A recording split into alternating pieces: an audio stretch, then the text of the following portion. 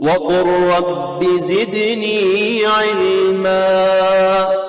ہم اشرے ذی الحجہ سے گزر رہے ہیں، اس لیے ہم اپنی بات کی شروعات ایک سوال سے کریں گے۔ سوال ہے کہ ایک آدمی ہے جو ذی الحجہ کے ان 10 دنوں میں 1 دینار صدقہ کرتا ہے، یا ذی الحجہ کے ان 10 دنوں میں 2 رکعت نماز پڑھتا ہے، یا ذی الحجہ کے ان 10 دنوں میں سبحان اللہ کہتا ہے، اللہ اکبر کہتا ہے، لا الہ الا اللہ کہتا ہے، اور دوسرا آدمی جو رمضان کے آخری 10 دنوں میں 2 رکعت نماز پڑھتا ہے، یا 1 دینار صدقہ کرتا ہے، یا سبحان اللہ، اللہ اکبر اور لا الہ الا اللہ کہتا ہے۔ سوال یہ ہے کہ ان دونوں میں سب سے افضل کون ہے؟ ذی الحجہ کے 10 دنوں میں نیکی کے کام کرنے والے، یا رمضان کے آخری 10 دنوں میں نیکی کا کام کرنے والے؟ افضل کون عمل ہے؟ جواب چاہیے ہمیں، جو سننے والے ہیں ان سے ہمیں جواب چاہیے، افضل کون سا عمل ہے؟ میں سمجھتا ہوں کہ ہمارے سننے والوں میں سے کچھ لوگ یہ کہیں گے کہ رمضان کے آخری 10 دنوں کا نیک عمل افضل ہے، اور کچھ لوگ اگر ذی الحجہ کے پہلے 10 دنوں کو جانتے ہوں گے تو وہ کہیں گے کہ نہیں، ذی الحجہ کے پہلے 10 دنوں کا نیک عمل سب سے افضل ہے۔ گویا کہ یہاں پر اختلاف ہو گیا۔ اس اختلاف کو دور کیسے کیا جائے؟ اللہ اور اس کے رسول کی طرف ہمیں معاملے کو لوٹانا ہوگا اگر اختلاف ہوتا ہے تو۔ فَإِن تَنَازَعْتُمْ فِي شَيْءٍ فَرُدُّوهُ إِلَى اللَّهِ وَالرَّسُولِ، کہ اگر تمہارا کسی مسئلے میں اختلاف ہو جائے تو اس مسئلے کو اللہ اور اس کے رسول کی طرف لوٹا دو۔ تو جب ہم اللہ اور اس کے رسول کی طرف اس مسئلے کو لوٹاتے ہیں تو صحیح بخاری کی حدیث ہمیں ملتی ہے۔ ابن عباس رضی اللہ تعالی عنہ بیان کرتے ہیں کہ اللہ کے نبی صلی اللہ علیہ وسلم نے ارشاد فرمایا، ما من ایام العمل الصالح فیہن احب الی اللہ من هذه الايام العشر، سال کے سارے دنوں میں اللہ رب العالمین کو ان 10 دنوں میں کیے گئے نیک عمل سب سے زیادہ پیارے ہیں۔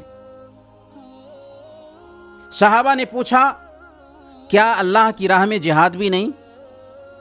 آپ نے فرمایا، اللہ کی راہ میں جہاد بھی نہیں، سوائے اس آدمی کے جو جان اور مال کے ساتھ نکلتا ہے اور شہید ہو جاتا ہے۔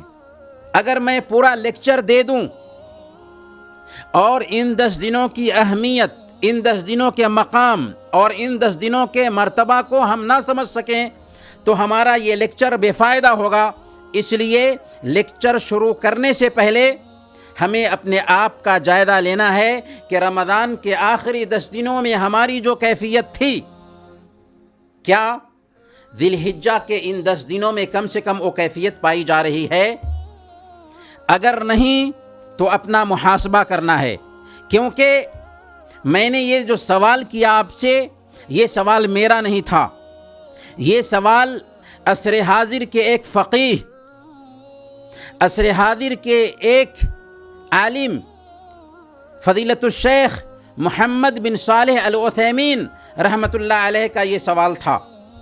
یہی سوال کیا تھا اپنے طلباء سے ذی الحجہ کے دنوں میں، اور ان سے کہا تھا کہ ذی الحجہ کے یہ 10 دن رمضان کے آخری 10 دنوں سے بھی افضل ہیں۔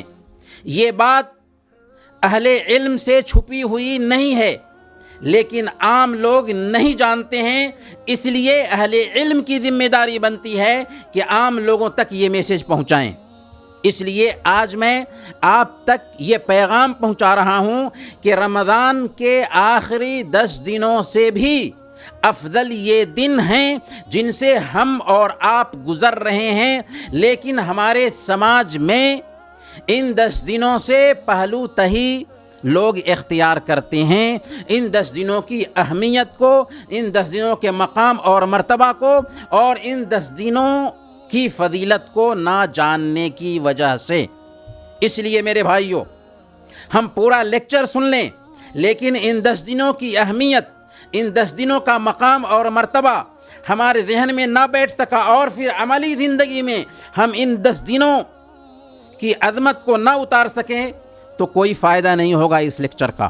اس لیے ہم سب سے پہلے عہد کریں کہ ان 10 دنوں میں فرض اور نفلی نمازیں کثرت سے پڑھیں گے،